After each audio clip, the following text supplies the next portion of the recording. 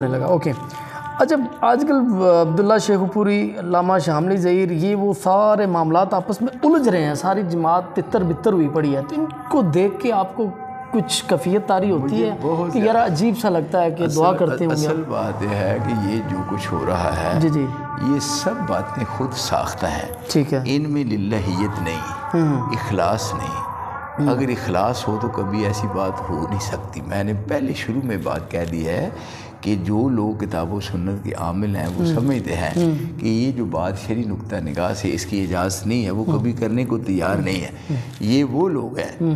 آپ نے دیکھا کہ میں گیا تھا ایک پروگرام میں شیخو پورے میں، تو وہ مجھ پر ایک کیس ہو گیا. ٹھیک ہے. تو کافی دیر کی بات ہے، اور اس کیس نے یعنی نیت اس کی اتنی الٹ ہو گئی. یہ بات بڑے پورے ملک میں گھومی کہ وہاں وہ جو کراتے ہیں نا پروگرام، وہاں پروگرام ہوا تو میں اسٹیج سے نیچے اترا تو اس کے یعنی صلہ مجھے یہ ملا کہ میں اسٹیج سے نیچے آ رہا تھا تو میری جیب سے جتنے پیسے تھے وہ کسی نے نکال لیے. جب میں واپس آیا تو انہوں کہنے لگے کہ آپ کے خلاف FIR کاٹ دی گئی ہے. میں نے کہا ٹھیک ہے. پیسے بھی آپ کے نکل گئے؟ پیسے بھی میں نے وہ ڈرائیور سے لیا، ان کو نہیں، میں نے کہا ٹھیک ہے. ڈرائیور کو میں نے کہا کہ اپنی جیب سے تیل جو ہے نہ ڈلوا لو، میں آپ کو دے دوں گا. یہ نہیں میں کہا کہ میں ان کو کہوں، میں یہ اپنی انسلٹ سمجھتا تھا. پھر اس کے بعد یہ ہوا کہ چند دنوں کے بعد میں جب گیا اسی تھانے میں جس نے FIR کاٹی تھی وہ سب انسپیکٹر تھا، تو میں نے اپنی آنکھوں سے دیکھا. میں باہر گیٹ سے اندر گیا تو وہ اوپر سے اپنا چھوڑ کر کے دفتر آ رہا تھا.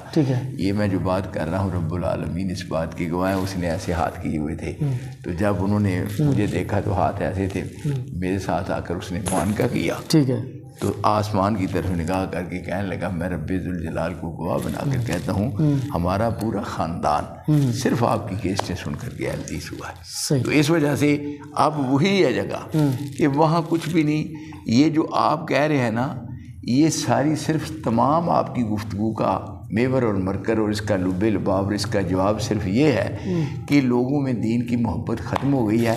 یعنی زیادہ تر ہم کیوں نہیں جاتے اور دوسرے کیوں، وہ زیادہ تر ہیں نعت خواں.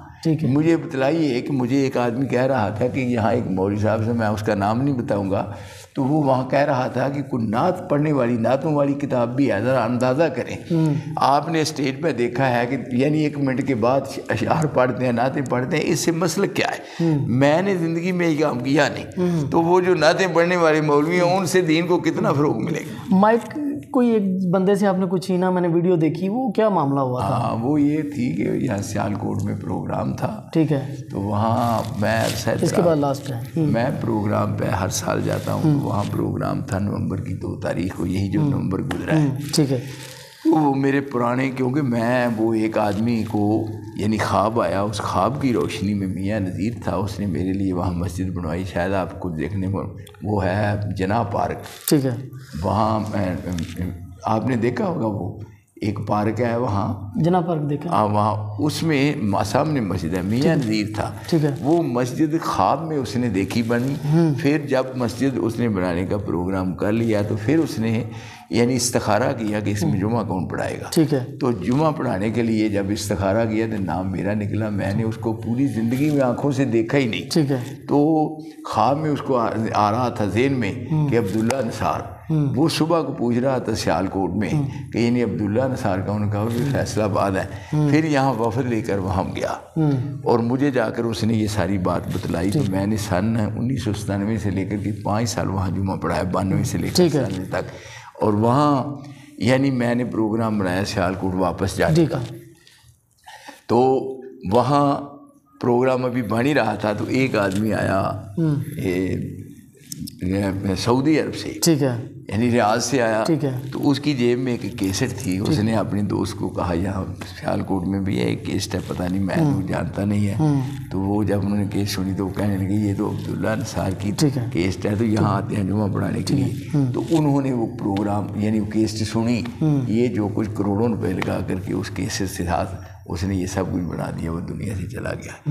وہ میرے ساتھ بہت منحوس ہیں، میں ان کے حسب وعدہ وہاں گیا، ٹھیک ہے، میں نے کہا کہ میری نواسی ہے ایک ہی، ٹھیک ہے، بیٹی میری فوت ہو چکی ہے، تو نواسی کی پروگرام کر رہے ہیں، اس کا کچھ سلسلہ، یعنی یہ شادی کے سلسلے، تو مجھے آپ ٹائم دے دیں۔ انہوں نے کہا، میں نے کہا میں نہیں آ سکتا، انہوں نے کہا آپ آ جائیں، ٹھیک ہے، تو جو سا ٹائم کہیں۔ میں نے کہا پہلے، انہوں نے کہا پہلا، میں وہاں گیا، انہوں نے کہا کھانا کھا لیں، میں نے کہا نہیں، کھانے کی زیادہ اپنا ٹائم نہیں۔ وہاں میں اسٹیج پہ چلا گیا، یہ بات بالکل حقیقت بتلا رہا ہوں کہ ایک آدمی، دوسرا آدمی، تیسرا آدمی، چوتھا آدمی، 5 آدمی، پہلے کا وعدہ کر کے 5 آدمی تھے۔ پھر میں مجبور ہو گیا کہ میں نے واپس یہاں آنا تھا، پروگرام تھا، یہاں میٹنگ تھی ہماری، تو میں کھڑے ہو کر تو اس کو صرف یہ کہنا چاہتا تھا کہ وہ مائک ادھر دیں، کھڑے کر کے میں صرف 5-7 منٹ بات کر کے جاؤں گا۔ جب میں ہوا تو وہ تقریر کر رہا تھا، اس نے کہا کہ بزرگ آ گئے، اس نے وہ مائک جو تھا نا، اسٹینڈ بھی وہ ایسے کر دیا، میں نے تو ہاتھ ہی نہیں لگایا، تو وہ جو تھا نا اسٹیج سیکرٹری، اس نے وہ پکڑ لیا، میرے ساتھ ہی تھے، یعنی شفیق رانا شفیق، اس نے کہا جی مجھے 10 منٹ ٹائم دے رہے، میں نے پھر اس کو ٹائم دے دیا، اور میں نے اس کو کہا کہ میں آپ کے ساتھ محبت رکھتا ہوں، کیوں؟ سب سے پہلے آپ کی مسجد میں نے نماز پڑھی، اس کے بعد میں نے پڑھنا شروع کیا، وہ کہنے لگا مجھے تھپکی بھی دے دو، میں نے پھر اس کو تھپکی بھی دی، تو میں واپس آ گیا۔ یہ مولوی حاسدین نے کہا کہ ان سے چھین لیا جناب، کلپ اسی طرح وائرل تھا کہ جی انہوں نے یہ غلط کیا، انہوں نے چھین لیا اور ان کی کوئی عزت نہیں ہے، جو نیا عالم دین ہے ان کی کوئی زیادہ عزت، اس طرح کلپ وائرل تھا۔ مطلب یہ ہے انہیں کہا کہ جاتے ہیں تو کہتے ہیں کہ مطلب ٹائم دے دو، میں جانے والا ہوں۔ آپ کی میں نے جتنی بھی تقریر سنی ہے، یہ لاسٹ کوسچن، آپ ہنسی مذاق کی گفتگو کرتے رہے، آج پہلی مرتبہ میں نے آپ کو تھوڑا سا میں نے اداس دیکھا بیوی کے موضوع پہ۔ ویسے بھی کبھی تنہائی میں آخرت کو یاد کر کے، موت کو، قبر کو، یہ کچھ بھی کیفیت آپ کی بدلتی ہے؟ ہنسی مذاق میں آپ کو تو اسٹیج آپ ہنسی مذاق، نہیں، اصل میں بات جو کبھی اداس ہوتے ہیں آپ کہہ رہے ہیں نا، میرے جتنا کوئی پریشان ہوتا نہیں جب رات کا پچھلا حصہ ہوتا ہے نا، پھر کوئی دنیا کا فرد مطلب نہیں سنتا ہوتا، پھر جہاں آپ نے مجھے بیٹھے دیکھا ہے بس یہی میرے لیے ہے، اور پھر میرا اور رب کے حساب سے رابطہ ہوتا ہے نا، تو پھر میں وہ لفظوں میں ذکر نہیں کر سکتا کہ کون سا ہے، اور وہی اثرات مجھ پر موجود ہیں۔ اداسی میں کون سا زیادہ ذکر کرتے ہیں آپ؟ مجھے بھی بتا دیں، میں بھی وہ کیا نہیں، بس میں کبھی ذکر معمول جو ہے آپ کا یہ جو ہے نا استغفار، استغفر اللہ نہیں، وہ ہے اپنا ہے کہ استغفر اللہ الذی لا الہ الا هو الحی القیوم واتوب الیہ، صرف اتنا اگر پڑھیں، من لازم الاستغفار جعل اللہ لکم من کل ضیق مخرجا ومن کل ہم فرجا ورزقکم من حیث لا یحتسب، اٹھتے بیٹھتے پڑھیں، اس سے اطمینان بھی ہوتا ہے، اور وہاں سے روزی آتی ہے کہ اس کے وہم و گمان بھی ہوتا ہے۔ معذرت کے ساتھ ایک اور سوال یاد آ گیا، بڑا ضروری تھا۔ جمعہ کی نماز کے ساتھ جلدی لوگ آ کے مل جاتے ہیں فرضوں میں، پھر سلام پھیرتے ہیں چلے جاتے ہیں، جمعہ کی نماز ویسے کتنی رکعت ادا کرنی چاہیے جس سے جمعہ پورا ہو جاتا ہے آپ کا؟ دیکھیے، اصل میں نے ساری زندگی جمعے کے ساتھ زور کو بھی ملائیں، جمعے کی اور زور کی نمازیں برابر کی ہیں۔ اچھا، جمعہ اور زور صرف یہ ہے، جمعے کے دن وہ 2 رکعت جو خطبے میں رہ جاتی ہیں وہ 4 پہ فرض کی بجائے 2 فرض ہیں۔ اس کے علاوہ زور کی نماز مولوی صاحبان جو ہیں وہ اکثریت تو مولوی پڑھتے ہی نہیں زور، کب پڑھنی ہے، لیکن میں عرصہ دراز سے 12 رکعات پڑھتا ہوں۔ جمعے والے دن بھی؟ جمعے والے دن نہیں، جمعے والے دن 10 پڑھتا ہوں۔ اچھا، ٹھیک ہے۔ جمعے والے دن پڑھتا ہوں، وہ فرضوں کے ساتھ 2 چھوٹ جاتی ہے، ٹھیک ہے، باقی 4 فرض 4 سنتے، 4 فرض 2 سنتے 2 سنتے، یعنی 12۔